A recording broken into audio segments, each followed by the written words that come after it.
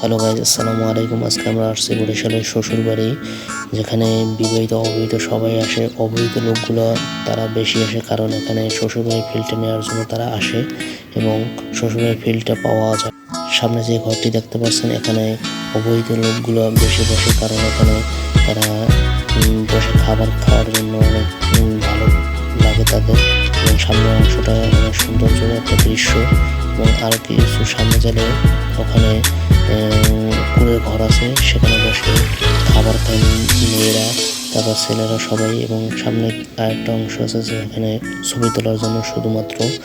আপনারা দেখতে পাচ্ছেন যে অনেক লোকের ছবি তুলছে এবং দেখতে পাচ্ছেন যে সবাই খাবার খাইতেছে। এই যে গোল ঘরটা, এখানে বসে মহিলারা খাবার খাচ্ছে। দেখছেন গরু একটা কত সুন্দর, এবং দোলনা আছে ভিতরে একটা, এবং সামনে আরো কিছু অংশ আছে সেখানে বসে এবং শুয়ে থাকা যায়, খাবার খাওয়া যায়।